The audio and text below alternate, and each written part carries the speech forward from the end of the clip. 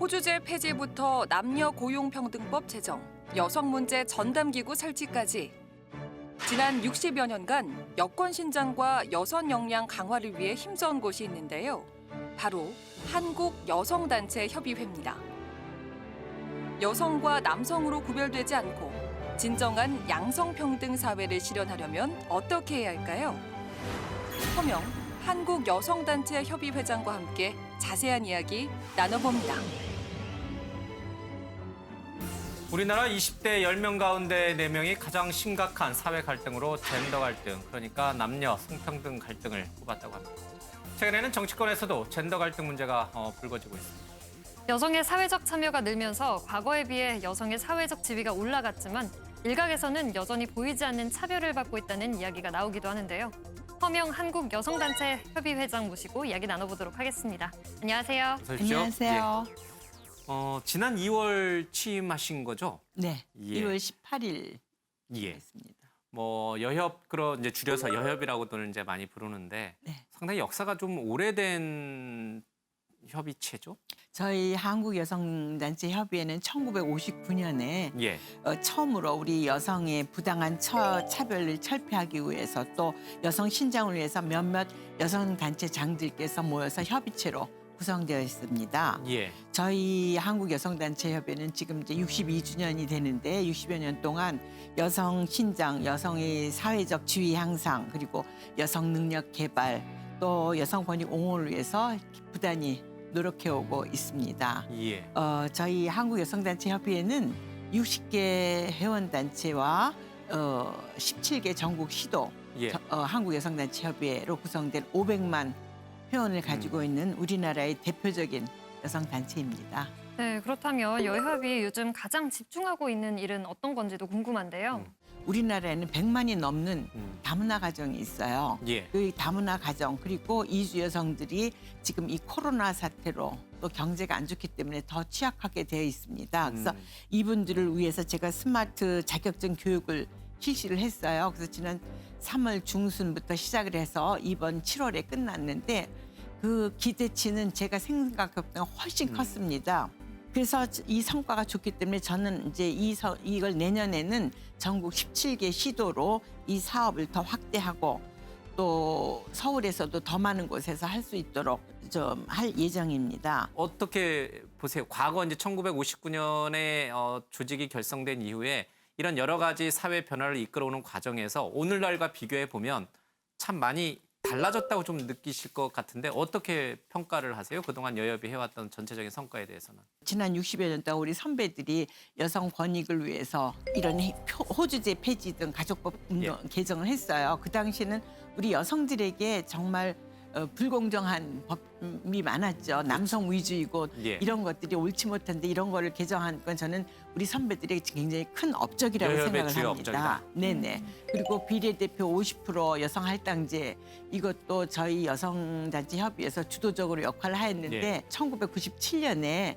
김대중 대통령 후보를 모시고 저희가 대토론회를 했어요. 예. 그때 그 자리에서 여성 비례대표 30% 여성 할당제를 그 자리에서 승낙을 받았습니다. 그게 이제 지금까지 토대가 되는 그래서 거 아니에요? 그걸 이제 여성 실천해 옮기게 됐어요. 그리고 지난 2017년에는 지금 대통령께서 임기 말까지는 열심히 해서 정부 요직에 내각에 여성을 50%를 반드시 하겠다고 노력을 하겠다고 말씀하신 약속도 있습니다.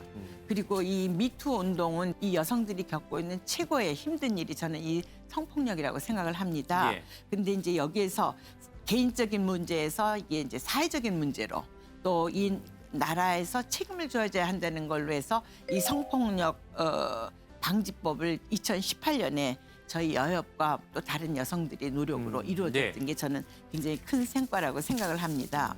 또 최근 야당 대선 주자들이 여가부 폐지 공약을 내세우면서 여가부 폐지론 논쟁이 뜨거운데요. 이에 대해서 어떻게 생각하시나요? 저희 한국여성단체협의회에서는 최근 그 여성가족부 폐지 운동에 대해서 폐지 그 이야기가 나왔을 때 반대 성명서를 발표했습니다. 지금 코로나가 다시 확산되고 또 경제는 침체 상태에서 벗어나질 않고 있습니다. 예. 그리고 이렇게 되니까 정말로 사회적인 분열은 날로 심해지고 있는 정말 슬픈 상황이에요. 그런데 이럴 때 갑자기 여성가족부를 폐지하는 주장을 일부 정치인들이 나타냈을 예. 때 저는 이게 이런 소모적인 논쟁을 하고 있는 정치인들을 보면서 정말 실망하고 분노한다는 내용의 성명서를 냈습니다. 뭐 특정 정당이나 정치 이념과는 관계없이 여성 단체 협의회 입장에서 보면은 여가부 폐지는 옳지 않다 이렇게 보시는 그렇죠. 한국여성단체협의회는 NGO 단체입니다. 예. 저희는 정치적으로 중립이지요. 그렇기 때문에 저는 어느 정책이나 어느 당에서 하든 우리 국민과 사회 또 우리 여성 예. 또 우리 청소년 모든 분을 위해서 바른 정책을 제시할 것을 부탁드리고 싶습니다. 예. 네, 여가부를 폐지해야 한다라는 측에서는 여가부가 남성을 배제하고 성적 갈등을 오히려 더 조장하고 있다 이런 주장을 내세우기도 하는데요. 이에 대해서는 어떻게 생각하시나요? 저는 여성가족부가 남성을 배제하고 성적 갈등을 일으킨다 하는 데는 정말 동의할 수 없는 이야기라고 생각을 합니다. 여성가족부의 그 청소년 분야는 이 청소년에는 여성 청소년, 남성 청소년이 없어요. 예. 모든 청소년이 이 정책의 대상입니다. 또한 가족 및 인권 정책 또한 여성만이 대상이 아니라 우리 온 국민의 대상이라고 저는 생각을 합니다. 또 제가 좀 전에도 말씀드렸지만 우리나라에는 100만 이상의 다문화 가정이 있는데 이 다문화 가정 역시도 우리 여가부가 이 다문화 가정을 우리 사회에 통합시키는데 힘을 해야 하는 아주 중요한 예. 일을 하고 있다고 저는 생각을 합니다. 또한 우리 지금 주변에 보면 날로 심각해지고 있는 학교 밖 청소년 문제 예. 이것도 여가부에서 해야 할 업무입니다. 물론 제가 볼 때 여가부 폐지로는 물론 오거돈 또 박원순 시장이 그 성추행 사건일 때 우리 여성가족부가 처리 과정에서 정의롭지 못하고 슬기롭지 못하고 소신 있는 태도를 나타내지 못했기 때문에 예. 일어난 것은 당연하고 이것은 또한 우리 모두한테서 지탄을 받아야 마땅합니다. 그렇지만 좀 생각하고 대안을 마련하지도 않고 무조건 없애자 하는 것은 옳지 않습니다. 예. 저는 대안으로는 그 여성가족부를 독일의 경우처럼 가족부로 승격을 시켜가지고 아동, 청소년, 여성, 노인 등 가정 중심의 지원 관리를 정말 남녀 평등을 우선으로 하는 정책들을 했으면 좋겠어요. 또 오히려 이제 발전시켜야 된다 이렇게 보시는 거군요. 네네. 성범죄 문제에 대해서 여협에서는 어떻게 해결 방법을 모색하고 계신지 궁금합니다. 저는 이 성범죄 가해자에 대해서는 우리가 처벌이 지나치게 솜방망이 처벌이기 때문에 그런 것 같습니다. 또한 이 피해자들이 지금 2중, 3중으로 피해를 당하고 있는데도 불구하고 정말 어떻게 방치되고 있다 하는 느낌을 저희들이 받고 있습니다. 예. 그래서 성범죄가 발생하면 가해자는 신속하고 정말 엄중하게 처벌을 했으면 하는 바람입니다.